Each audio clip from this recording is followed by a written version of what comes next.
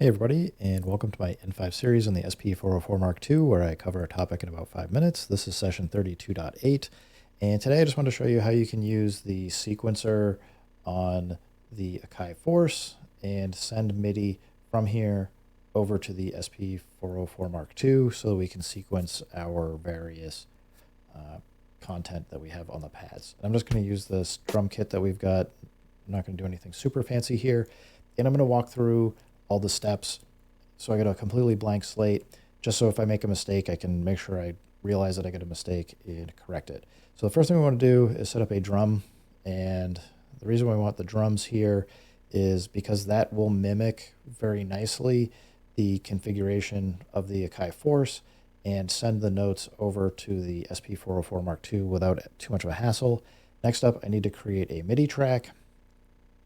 The reason why we need the MIDI track is so we actually can route the MIDI events from the Force out.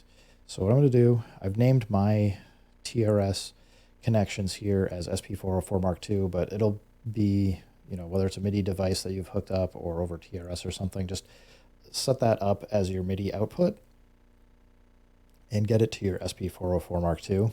And I'm just, so what's happening right now is anything that comes into this track is going to get sent over.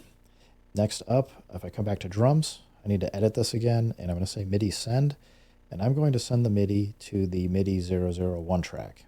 There might be a more streamlined way to do this, but I'm just doing this to keep my sanity, and if I wanted to, I could name everything so I could see what's going on easier. Now, if I just hit the step sequence, you can see, I don't want that to play forever, but you can see I can now just tap the notes, and these pads are corresponding. So I can just hit a kick here. We can just set up a really quick kick pattern. It's already got a this drum clip going. Let's edit the clip and knock it down from 8 down to 2. So it's just going to go play forever. Now if I tap, I can hit a snare in here real quick if we want a snare. And, maybe I don't want this snare to be gated. I actually want it to play out. It's not too hard to then get some hats going.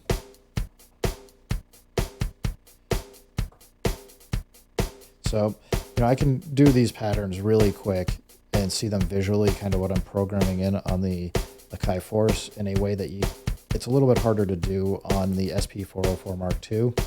And you might ask, why wouldn't I just use the Akai Force by itself?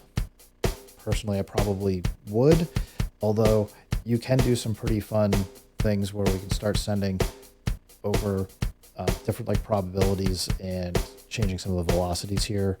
You can kind of do some of this on the SP404 mk2, but let's say we wanted to adjust the probability for all these.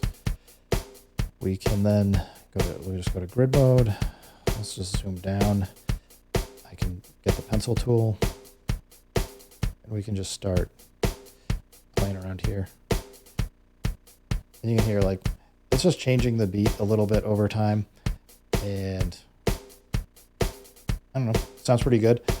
Anyway, guys, that's how you can use the sequencer to try and record stuff to the Akai Force and sequence your SP404 mk2 if that was something that you're interested in doing. Anyway, guys, keep making music, keep having fun, and peace.